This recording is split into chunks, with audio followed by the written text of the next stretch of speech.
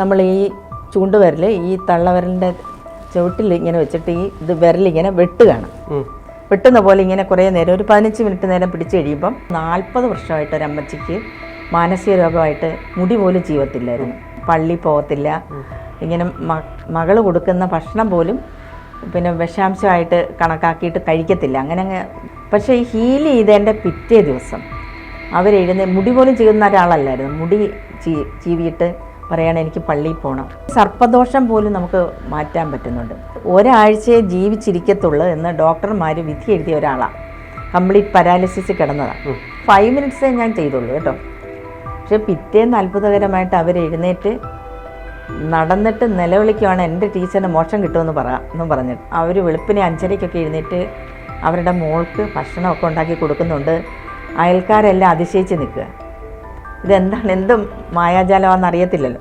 നമ്മുടെ കൈവിരലുകളെന്ന് പറയുമ്പോൾ നമ്മുടെ തള്ളവിരലെന്ന് പറയുന്നത് പിന്നെ അഗ്നിയുടെയാണ്, പിന്നെ വായുവിൻ്റെയാണ് ചൂണ്ടുവിരൽ, നടുവിരൽ ആകാശം, പിന്നീട് ഈ മോതിരവിരലെന്ന് പറയുന്നത് പൃഥ്വിയുടെയാണ്, പിന്നെ ചെറുവിരലെന്ന് പറയുന്നത് ജലതത്വമാണ്. അപ്പോൾ ഇത് തന്നെ നമുക്ക് പല രീതിയിലുള്ള കോമ്പിനേഷൻസിലൂടെ, അതായത് നമ്മൾ അങ്ങോട്ടും ഇങ്ങോട്ടും മാറ്റി നമ്മൾ ഇങ്ങനെ പിടിക്കുമ്പോൾ നമുക്ക് വളരെ കോൺസെൻട്രേഷൻ കിട്ടുന്നത്. അപ്പോൾ ഈ വായു അഗ്നി തത്വം കൂടെ ചേർത്ത് നമ്മൾ വെക്കുകയാണ്. പക്ഷെ നമുക്ക് എന്തെങ്കിലും ഗ്യാസിൻ്റെ ട്രബിളോ അങ്ങനെയുള്ള പ്രോബ്ലം ഉണ്ടെങ്കിൽ നമ്മൾ ഈ ചൂണ്ടുവിരൽ ഈ തള്ളവിരലിൻ്റെ ചുവട്ടിൽ ഇങ്ങനെ വെച്ചിട്ട് ഇത് വിരലിങ്ങനെ വെട്ടുകയാണ്.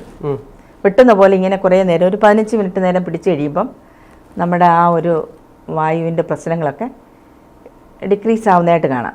അപ്പം ഞാൻ എൻ്റെ ഈ യൂട്യൂബ് ചാനലിലൂടെ പിന്നെ ഈ മുദ്രാ തെറാപ്പിയും ഞാൻ ഇട്ടിട്ടുണ്ട്. ആദ്യകാലങ്ങളിലൊക്കെ ഇതിൻ്റെ ഒരു പ്രചാരക മാത്രമാകണമെന്നുള്ളൊരു ആഗ്രഹം ഉള്ളായിരുന്നു എനിക്ക്. അപ്പം ഞാനത് ഓരോരോ മുദ്രകൾ, വായുമുദ്ര, പിന്നെ വരുണമുദ്ര, അങ്ങനെയുള്ള ഓരോ മുദ്രകൾ. ഇത് മുദ്ര റേക്കിയുടെ കൂടെ തന്നെയുള്ള അതോ മുദ്ര എന്ന് പറയുന്നത്? ഇത് രണ്ടും നമുക്ക് ചേർത്ത് ചെയ്യാം. ഞാനിതെല്ലാം ഒരു കോമ്പിനേഷൻ, ഞാൻ പറഞ്ഞില്ലേ ഞാൻ പഠിച്ച കാര്യങ്ങളെല്ലാം ഒരു കോമ്പിനേഷനിലൂടെ പ്രസൻറ്റ് ചെയ്യുമ്പോഴാണ് അത് പവർഫുൾ ആകുന്നത്. ഇപ്പം തന്നെ ഇപ്പം സാധാരണ റേക്കി മാസ്റ്റേഴ്സ് 21 സിറ്റിങ് വേണം ഒരാളിനെ ഹീൽ ചെയ്ത്, അല്ലെങ്കിൽ 10 സിറ്റിങ് ഓരോന്ന് പറയുമല്ലോ, ഇത്ര സിറ്റിങ് വെച്ചിട്ടാണ് അവരുടെ ഇത്ര. ഞാനങ്ങനെ പറയത്തില്ല. ഞാൻ എന്തുകൊണ്ടാണെന്ന് വെച്ചാൽ ഞാൻ പല കോമ്പിനേഷൻസാണ് എടുത്തിട്ട് പവർഫുള്ളായിട്ട് ഒറ്റ ഹീലിങ്ങിലൂടെ അവർക്ക്, നമുക്ക് സമയം ഒത്തിരി കളയാനില്ല അങ്ങനെ സിറ്റിങ് വെച്ചുമല്ല. അപ്പോൾ അവർക്കും എളുപ്പമല്ലേ, അവർക്കും പെട്ടെന്ന് കാര്യം റെഡിയാവുക എന്നുള്ളതല്ലേ എളുപ്പം. അപ്പോൾ അതുകൊണ്ട് ഞാനൊരു ഹീലിങ്ങിൽ തന്നെ പലതും അപ്ലൈ ചെയ്യും. ഇപ്പം ഞാൻ ഈ റേക്കി മാത്രമല്ല, ഏഞ്ചൽ ഹീലിംഗ് അതിനകത്ത് ചെയ്യുന്നുണ്ട്. പിന്നീട് ചക്ര ഹീലിംഗ് എന്ന് പറയുന്നത് എൻ്റേതായ ഒരു മെത്തേഡാണ്. കാരണം ഇതിന് പല കോമ്പിനേഷൻസാണ് ചക്ര ഹീലിംഗിൽ ഇപ്പെടുന്നത്. അതിൽ ഫുൾ ബോഡി ഹീലിംഗ് ഉണ്ടാവും, ഇൻറ്റേർണൽ ഓർഗൻസ്, പിന്നെ എൻ്റെ ഇൻഡ്യൂഷൻ വെച്ചുള്ളതിലാണ് കൂടുതൽ മിറക്കിൾ ഉണ്ടാകുന്നത്. അത് ഒരു നാഡി ജ്യോതിഷൻ ഇങ്ങനെ പറഞ്ഞിരുന്നു. ഞാൻ മോൻ്റെ ഒരു കാര്യം നോക്കാനായിട്ട് ചെന്നപ്പോഴാണ് പറഞ്ഞത്, ഇങ്ങനെ ഒരു സിദ്ധി ഉണ്ട്. അപ്പോൾ അതിൻ്റെ ഒരു വെളിച്ചത്തിലും കൂടെ ആയിരിക്കാം നമുക്ക് മറ്റുള്ളവരുടെ ആ ഒരു പാപങ്ങളെ നമുക്ക് ശുദ്ധീകരിക്കാനായിട്ട്. നമുക്ക് എല്ലാവർക്കും അത് പറ്റത്തില്ല. ഇപ്പം സദ്ഗുരു ഒക്കെ പറയുന്നുണ്ടല്ലോ ഹീലേഴ്സ് ശ്രദ്ധിക്കുക എന്ന്. അപ്പോൾ എൻ്റെ ചിന്തയിൽ ഞാൻ മുന്നോട്ട് പോകുന്നത് ഏത് ധൈര്യത്തിലാണെന്ന് വെച്ചാൽ, സാധാരണ ഹീലേഴ്സിന് പ്രശ്നം ഉണ്ടാകാറുണ്ട്.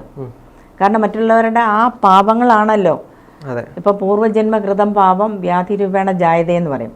അപ്പോൾ ആ ഒരു പാപങ്ങളാണല്ലോ നമ്മൾ വലിച്ചെടുക്കുന്നത്.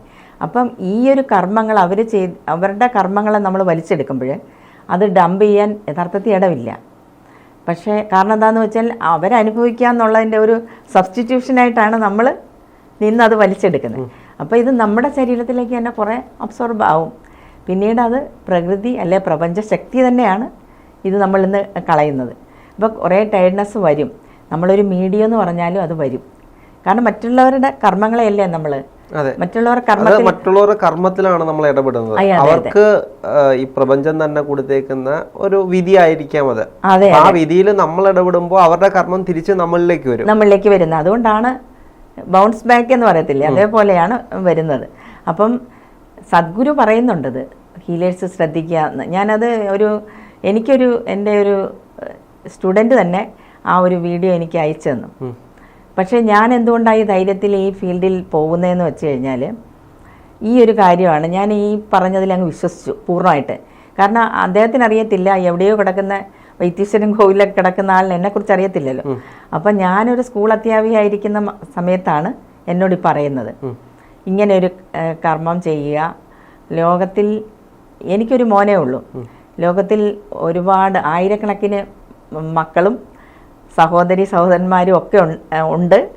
അവരൊക്കെ നമ്മുടെ ലൈഫിലേക്ക് വരും എന്നൊക്കെ പറഞ്ഞ്. അപ്പം വേറെയും ഒരു പല ഇതുപോലുള്ള സ്പിരിച്വലായിട്ടുള്ള കുറേ സ്വാമിമാരും ഒക്കെ ആ വൈബ്രേഷനിൽ ഞാനുമായിട്ട് കണക്ട് ചെയ്തപ്പം അവരിൽ ചിലരൊക്കെ ഇങ്ങനെ പറഞ്ഞിരുന്നു. അപ്പം ഞാനൊരു സ്വാമിയോട് എനിക്ക് വളരെ സ്വാതന്ത്ര്യമുണ്ട്. അതുകൊണ്ട് അദ്ദേഹത്തിൻ്റെ ഒരു വീഡിയോ ഞാൻ എൻ്റെ യൂട്യൂബ് ചാനലിൽ ഇട്ടിട്ടുണ്ടായിരുന്നു. അതായത് സ്വയംഭൂ ഗണപതി ഉണ്ടായത് എൻ്റെ ഒരു അടിസ്ഥാനത്തിലുള്ള ഒരു വീഡിയോ ആയിരുന്നു ഞാൻ ഇട്ടത്. അപ്പോൾ അദ്ദേഹം ഒരു നിരീശ്വരവാദിയായിരുന്നു. അദ്ദേഹം പിന്നെ എങ്ങനെ ഭക്തിവാദിയായി, യുക്തിവാദി എങ്ങനെ ഭക്തിവാദിയായെന്നുള്ള ഒരു വീഡിയോ ഇട്ടിരുന്നു.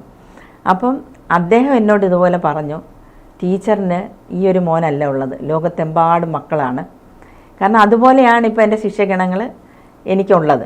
യഥാർത്ഥത്തിൽ ഞാൻ ഈ വീഡിയോ ചെയ്യാൻ കാരണമായത് അവർ തന്നെയാണ്. ഈ ഒരു ഇൻ്റർവ്യൂവിന് ഞാൻ വരാൻ കാര്യം കാരണം എന്താണെന്ന് വെച്ചാൽ എന്നോട് പറയുന്നുണ്ടായിരുന്നു അബാക് മീഡിയയിലൊക്കെ, പിന്നെ അതുപോലെ ടീച്ചറിന് ഒരു ഇൻ്റർവ്യൂ കൊടുത്തുകൂടായോ. അപ്പോൾ ഇതിൻ്റെ ഈ അബാക് മീഡിയയുടെ കമൻറ്റ് സെക്ഷനിൽ പോയി അവർ കമൻറ്റ് ഇട്ടു എന്നൊക്കെ ഞാൻ അറിഞ്ഞു. അപ്പോൾ എനിക്കതറിയത്തില്ല. എന്നെ മറ്റേ അരുൺ ഷാജി കോണ്ടാക്ട് ചെയ്തിട്ടാണ് ഞാൻ വരുന്നത്. പക്ഷേ ഇതിന് മോട്ടിവേഷൻ തരുന്നത് ആരാണെന്ന് വെച്ചാൽ എൻ്റെ ശിഷ്യർ തന്നെയാണ്. ടീച്ചർ അത് പോകണം, അറ്റൻഡ് ചെയ്യണം. കാരണം എനിക്കിപ്പോൾ തന്നെ സമയമില്ലാത്തൊരു സാഹചര്യമാണ്.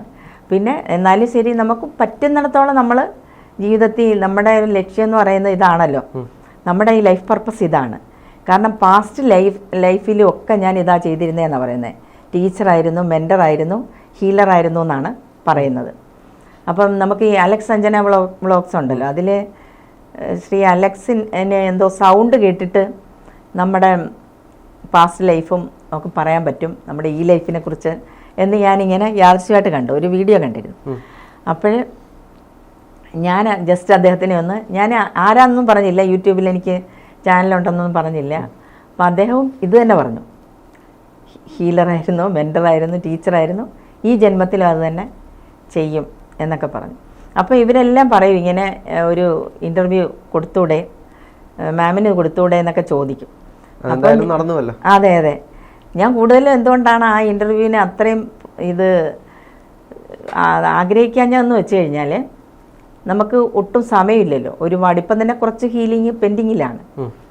ഒരുപാട് പേര് റിക്വസ്റ്റ് ചെയ്യും. അപ്പോൾ ഈ വിദേശ രാജ്യങ്ങളിലൊക്കെയുള്ള സ്റ്റുഡൻസ് ഉണ്ടല്ലോ, അവരുടെ റിലേറ്റീവ്സ്, അവരുടെ ഫ്രണ്ട്സ്, അപ്പോൾ അവർക്കൊരനുഭവം വരുമ്പം അവർ ബാക്കിയുള്ളവരെ സജസ്റ്റ് ചെയ്യും. അപ്പോൾ അവർ റിക്വസ്റ്റ് ഇട്ട് വെക്കുമ്പോൾ നമുക്ക് എല്ലാവരും ഒരു ദിവസം ചെയ്യാനൊക്കത്തില്ല. കുറച്ച് പേരെ ചെയ്യാം. പക്ഷെ അപ്പോഴത്തേക്കും നമ്മുടെ എനർജി ഡൗൺ ആവും. ഇതൊരു എനർജി സെൻഡിങ് പ്രോസസ്സാണ്. അപ്പം നമുക്കത് മേക്കപ്പ് ചെയ്യുന്നത് ഞാനപ്പോൾ ഈശ്വരനിൽ തന്നെ നമ്മളെ വെക്കുക. ഇപ്പോൾ പറഞ്ഞ പോലെ സെൽഫ് ഹീലിങ് ചെയ്യാൻ എപ്പോഴും സമയം കിട്ടുന്നില്ല. ഞാൻ ആ സമയം കൂടെ അവർക്ക് വേണ്ടി ചെയ്യാമെന്ന് വിചാരിച്ച് എൻ്റെ പേഴ്സണൽ കാര്യങ്ങളൊക്കെ ഞാൻ മാറ്റി വെച്ചിരിക്കുക. എല്ലാം ശിഷ്യർക്ക് വേണ്ടി. പിന്നെ നമുക്ക് ആ ശിഷ്യർക്ക് വേണ്ടി മാത്രമല്ല, അവരുടെ ആളുകൾക്കും നമ്മുടെ മുന്നിൽ ആരാണ് വരുന്നത്. ഇപ്പോൾ എൻ്റെ യൂട്യൂബ് വീഡിയോ കണ്ടിട്ട് ഒരുപാട് പേര് റിക്വസ്റ്റ് ചെയ്ത് അവർക്കൊക്കെ ഞാൻ ചെയ്തു കൊടുക്കുന്നുണ്ട്. പിന്നെ ചിലർക്ക് പഠിക്കണമെന്ന് പറയുന്നവരെ നമ്മുടെ ക്ലാസ്സിലോട്ട് ജോയിൻ ആക്കും. അത് ലൈഫ് ലോങ് കോഴ്സായിട്ടാണ്. ഈ കൂടുതലും മാമിനെ ഇതുമായി കോണ്ടാക്ട് ചെയ്യുന്നത് എന്തെങ്കിലും അസുഖമുള്ളവരോ അല്ലെങ്കിൽ റിലേഷൻഷിപ്പോ അല്ലെങ്കിൽ സാമ്പത്തികമായിട്ട് അങ്ങനെ ഒരുപാട് പ്രശ്നങ്ങളുള്ളവരല്ലേ? ഉണ്ട്, എല്ലാ മേഖലയിലുള്ളവരും ഉണ്ട്. അതായത് ഈവൻ മാനസിക രോഗം, ഏതാണ്ട് 40 വർഷമായിട്ട് ഒരമ്മച്ചിക്ക് മാനസിക രോഗമായിട്ട് മുടി പോലും ചീവത്തില്ലായിരുന്നു. മുടി ചീവാനോ അല്ലെങ്കിൽ ഒരു ക്രിസ്ത്യൻ ഒരമ്മച്ചിയാണ്, പള്ളി പോകത്തില്ല. ഇങ്ങനെ മകള് കൊടുക്കുന്ന ഭക്ഷണം പോലും പിന്നെ വിഷാംശമായിട്ട് കണക്കാക്കിയിട്ട് കഴിക്കത്തില്ല. അങ്ങനെ മെലിഞ്ഞ് ഇങ്ങനെ കൂനി വിറച്ചിരിക്കുന്നൊരു രീതിയിലായിരുന്നു ആൾ, ഒന്നും ചെയ്യത്തില്ല. അപ്പോൾ അങ്ങനെയാണ് നമ്മുടെ ഗ്രൂപ്പ് വഴി ഒരു ഉദ്യോഗസ്ഥനാണ്, പുള്ളിക്കാരൻ ഇങ്ങനെ ടീച്ചറിനെ ഒന്ന് കോണ്ടാക്ട് ചെയ്യുമെന്നും പറഞ്ഞ് അവരോട് പറഞ്ഞ് നമ്പർ കൊടുത്ത്. പക്ഷേ ഈ ഹീൽ ചെയ്തതിൻ്റെ പിറ്റേ ദിവസം അവരെഴുന്നേ, മുടി പോലും ചെയ്യുന്ന ഒരാളല്ലായിരുന്നു, മുടി ചീവിയിട്ട് പറയണം എനിക്ക് പള്ളിയിൽ പോകണം എന്ന് പറഞ്ഞ് മകൾ കൊടുക്കുന്ന ആഹാരമൊക്കെ കഴിക്കാൻ തുടങ്ങി. ഭയങ്കര ഒരു മാറ്റം ഉണ്ടായി. പിന്നെ ഈവൻ സർപ്പദോഷം പോലും നമുക്ക് മാറ്റാൻ പറ്റുന്നുണ്ട്. ആ വീട്ടിലെ തന്നെ അതിൻ്റെ ഈ അമ്മച്ചിയുടെ മരുമകനാണ്. അദ്ദേഹത്തിന് അവർക്കെന്ന് വെച്ച് കഴിഞ്ഞാൽ ഈ സർപ്പങ്ങൾ ഹിന്ദുക്കളാണ് ദൈവമായിട്ട് വിചാരിക്കുന്നത്. അപ്പോൾ അതുകൊണ്ട് അവർക്ക് അറിയില്ലല്ലോ. അപ്പോൾ അവർ പലരും ഈ സർപ്പങ്ങളെയൊക്കെ കൊല്ലാനൊക്കെ പുള്ളിയാണ് നിയോഗിക്കുന്നത്. അപ്പോൾ അങ്ങനെ ഒരുപാട് സർപ്പങ്ങളെയൊക്കെ കൊന്നിട്ടുണ്ട്. അപ്പോൾ ആ പാപത്താലായിരിക്കും അവർ എത്ര നാളായിട്ടും അവർക്കൊരു ഉയർച്ച ഉണ്ടാകുന്നില്ല ജീവിതത്തിൽ. എന്നും ഒരുപോലെ ഒരുപാട് നഷ്ടങ്ങൾ, കടബാധ്യതകൾ, ഒരു വല്ലാത്തൊരവസ്ഥയിലാണ് അതെ ജീവിക്കുന്നത്. അപ്പോൾ ഇത് ചെയ്ത് കഴിഞ്ഞിട്ട് അവർക്ക് 2 മാസത്തിന് അവർക്ക് സ്വന്തമായിട്ടൊരു കാറ് വാങ്ങിക്കാൻ പറ്റി എന്നുള്ളതാണ്. അപ്പം ഞാൻ എന്താണ് സാധാരണ നമ്മൾ ഇത്ര സിറ്റിംഗ് എന്ന് പറയത്തില്ല, നമ്മളൊരു ഹീലിംഗ് ചെയ്ത് നോക്കും. ഹീലിംഗ് ചെയ്ത് നോക്കിയിട്ട് അവർക്ക് മാറ്റം ഉണ്ടാകുന്നുണ്ടോ എന്ന് നമ്മൾ കുറച്ച് ദിവസം നോക്കും. നോക്കിയിട്ട് അവർക്ക് മാറ്റം ഉണ്ടായില്ലെന്നുണ്ടെങ്കിൽ നമ്മൾ ഒരു ഹീലിംഗ് കൂടെ ചെയ്യാൻ പറയും, അല്ലെങ്കിൽ ഒരു 3 ഹീലിംഗ് അടുപ്പിച്ച് നമ്മൾ ചെയ്യാനായിട്ട് പറയും. അല്ലാതെ ഞാൻ ഇത്രയും ടൈംസ് ഒന്നും പറഞ്ഞ് ആർക്കും കൊടുക്കാറില്ല. ഇതെല്ലാവർക്കും ഓഫ്ലൈനായിട്ടാണോ ചെയ്യുന്നത് അതോ ഓൺലൈനായിട്ടാണോ ചെയ്യുന്നത്? എല്ലാം ഓഫ്ലൈനാണ്, അല്ല ഓൺലൈനാ. നേരിട്ട് ടച്ച് ചെയ്തുള്ള ഹീലിംഗേ ഇല്ല ഇതില്. അപ്പൊ എന്റെ ശിഷ്യരെ അതാണ് ഞാൻ പഠിപ്പിക്കുന്നത്. അതെങ്ങനെയായിരിക്കും നമുക്ക് ഒരാളെ നേരിട്ട് കാണാതെ നമ്മുടെ എനർജി അയാളിലേക്ക് പാസ് ചെയ്ത് കൊടുക്കുന്നത്? തീർച്ചയായിട്ടും കൊടുക്കാൻ പറ്റും. കാരണം എന്താ വെച്ചാൽ ഞാൻ സാധാരണ ഫോട്ടോ ആവശ്യപ്പെടും. ഫോട്ടോ ആവശ്യപ്പെട്ടിട്ട് ആ വ്യക്തിയുടെ മുഖം എൻ്റെ മനസ്സിലേക്ക് പതിക്കും. നമ്മൾ ഫോട്ടോ എടുക്കുന്ന പോലെ ആ വ്യക്തിയുടെ മുഖം മനസ്സിലേക്ക് കൊണ്ടുവന്നു കഴിഞ്ഞാൽ എനിക്ക് ഈസി ആയിട്ട് ആ എനർജി സെൻഡ് ചെയ്യാൻ പറ്റും. പക്ഷേ ആദ്യകാലത്ത് ഞാൻ ഈ ഹീലിംഗ് രംഗത്തേക്ക് കടക്കുന്നതിന് മുൻപേ മുഖം അറിയാത്ത ഒരാളിനെ ഹീൽ ചെയ്ത് റെഡിയായിട്ടുണ്ട്. അത് നമ്മുടെ ഗ്രൂപ്പിൽ ഇപ്പോഴും ഉള്ള ഒരാളാണ്. അത് ഒരാഴ്ചയെ ജീവിച്ചിരിക്കത്തുള്ളൂ എന്ന് ഡോക്ടർമാർ വിധി എഴുതിയ ഒരാളാണ്. കംപ്ലീറ്റ് പാരാലിസിസിൽ കിടന്നതാണ്. അപ്പോൾ ആ പുള്ളിക്കാരി, ഞാൻ പേര് വ്യക്തമാക്കുന്നില്ല, ചിലപ്പോൾ അവർക്കതൊരു വിഷമമായാലോ. അപ്പോൾ പുള്ളിക്കാരി ആണെങ്കിൽ സ്വന്തം ചേട്ടത്തിയുടെ മോളെ ഈ ഹീലിംഗ് പഠിപ്പിക്കാനായിട്ട് എൻ്റെ അടുത്തേക്ക് ജോയിൻ ചെയ്യാൻ അയച്ചു. അപ്പോൾ അവർ തന്നെയാണ് അതിനുവേണ്ടി മുൻകൈ എടുത്തത്. അപ്പോൾ അവർ പഠിച്ചു കഴിഞ്ഞിട്ട് ഹീൽ ചെയ്ത് കൊടുക്കുമല്ലോ എന്നുള്ള ഒരു സന്തോഷത്തിലാണ് വിട്ടത്. പക്ഷേ ഇവരെൻ്റെ യൂട്യൂബ് വീഡിയോസൊക്കെ കണ്ടിട്ട് ഭയങ്കര ഒരു അഡിക്ഷൻ പോലായി. ഈ ടീച്ചർ ഹീൽ ചെയ്താൽ മതി, എനിക്ക് നീ ഹീൽ ചെയ്യണ്ടെന്ന് പറഞ്ഞു. അങ്ങനെ ഞാൻ ഇവരുടെ നിർബന്ധം, നമുക്ക് ഈ മാനുഷികമായിട്ടുള്ള ഇത് വരുമല്ലോ, നമുക്ക് എല്ലാവരോടും ആ ഒരു കാരുണ്യം വരുമല്ലോ.